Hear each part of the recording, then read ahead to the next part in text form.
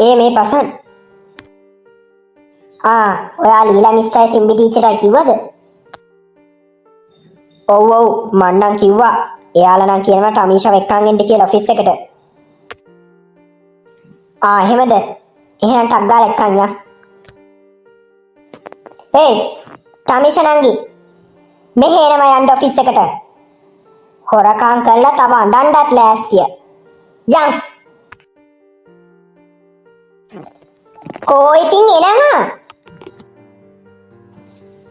අනේ අයියේ මම සල්ලි ගත්තේ නෑ. අනේ ඔයාලා අයියනේ මං කියන දේ අහන්නේ නැත්තේ. ඒක ලීලා මිස්ටර් ගිහින් කියනවා. යන්. මොකෝ මේ ළමයා ආවේ නැත්තේ ඔෆිස් එකට? ඇයි එන්න බෑ කියනවද හොරකම් කරා මදිවට? ටීචර් ආවත් එක්කද? නෑ ටීචර් මම මේ එන්න කියනවා නෙමෙයි ආවේ නෑනේ අඬාන්න හිටියා. මම මේ ඇදගෙනම එන්න ගියේ. කොහෙද ඉතින් ටීචර් ආවනේ? අනේ ටීචර් ඇයි මට මෙහෙම කරන්නේ? මම ඔයාට කිව්වා නේද මං සල්ලි ගත්තේ නෑ කියලා. අනේ ටීචර් මම මොකුත් දන්නේ නෑ. තව හොරකම් කරා මදිවට ලැජ්ජා නැතුව කියන කතා මම හිතුවේ නෑ ඔය ළමයා ඔහොම ළමයෙක් කියලා. මේ ඉස්කෝලේට ගත්තේ කවුද මේ වගේ හොරෙක්? චික් විතරක්. අනේ මට මේ ඉස්කෝලේට ආතින්නේ. ඒ කාටවත් පිළිගන්නේ නෑ මම මේ සල්ලි අරගන්නේ.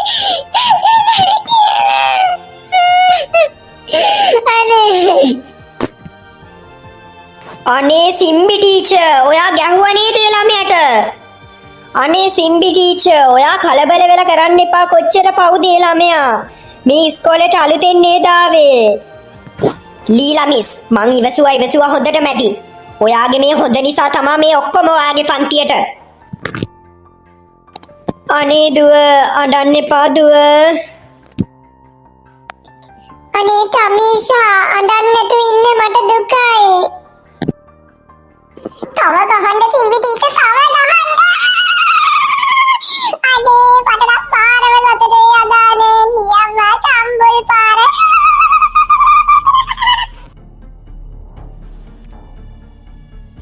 අනේ මේ ඔයාගේ කටවහන් ඉන්නවා.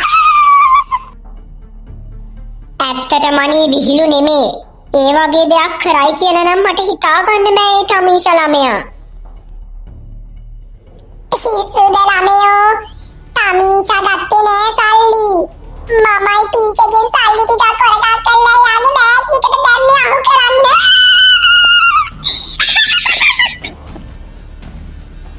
අනේ මොනවා මණී? ඔයා ඇත්තමද කියන්නේ? පිස්සුද ඔයාට? ලැජ්ජා නැද්ද? අර ළමයා පේනව නේද කම්බුල් පාරක් ආපු හැටි? පේනව නේද ආපු දවසේ ඉඳලා අඬන හැටි? ඔයාට ලැජ්ජා නැද්ද? අනේ මේ ඔයා කටවහන් ඉන්නවා. අනේ මට අරයා අඬනවා තව බලන්න ඕනේ. අනේ මට නම් අද මාරම සතුටුයි. මගේ නම මම රැක්කා. මේ ඉස්කෝලේ මම රැක්කා. දැන් ඉතින් ඔය අලුත් ළමයා තවත් මේ ඉස්කෝලේ ඉන්න එකක් නෑ. චික් මට නම් අප්පිරියයි මණී ඔයා ගැන. යනවා ඔෆිස් එකට නම් අපි යන්න බලන්න. යන් එන්න.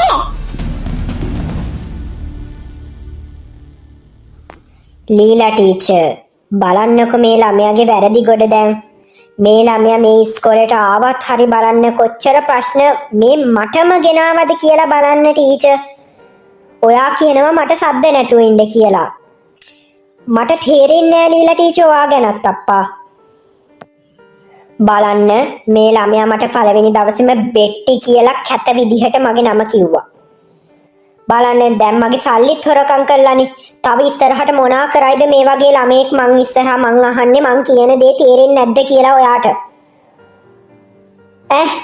බලන්න මේ ළමයා මට කොච්චර දේවල් කරාද මං එක්ක තරහකාරයෙක් වගේ. මං මොකද්ද මේ ළමයාට කරලා තියෙන්නේ? මං අහන්නේ හරි ඒත් ලීලා ටීචර් මං කියන දේ පොඩ්ඩක් අහගන්න. මං අහන්නේ ලීලා ටීචර් ඔයා ටක් ගාලා ප්‍රශ්නෙට උත්තරේ හොයනවනේ. මං අහන්නේ මේ ළමයාමද කරේ. මිස් අතින් මොකක් හරි වැරදීමක් වෙලාද? හරියට විස්තරේ බලලා නේද කාට හරි දඬුවමක් දෙන්න ඕනේ. අන්න ඒකයි මං කියන්නේ ටීචර්. අනේ ලීලා ටීචර් මට එක කියවන්න දෙන්න එපා.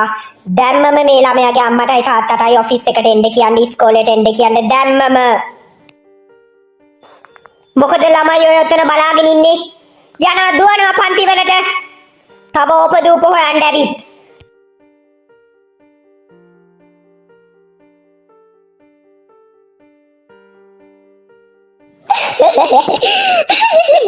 දැන් ඉතින් අම්මවයි තාත්තවයි ගෙනල්ලා මේ ඉස්කෝලෙන් අස් කරන් යයි නේද? අනේ ලීලා ටීචර්ගේ හොඳ ළමයා. අනේ මෙතන ඉඳලා බලන් ඉමුද? මට ආසයි යාට මොකද්ද වෙන්නේ බලන්න. ඔයාට නම් පිස්සු මණි. ඔයාට මොකක් හරි ලෙඩක්. ඔය වගේ මිනිස්සුන්ට අනේ මන්දා මට නම් හිතා ගන්න බෑ අප්පා. කොහොමද වා මිනිස්සෙක් අඬද්දි වා සතුටු වෙන්නේ?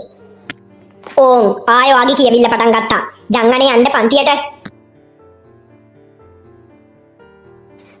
ඒ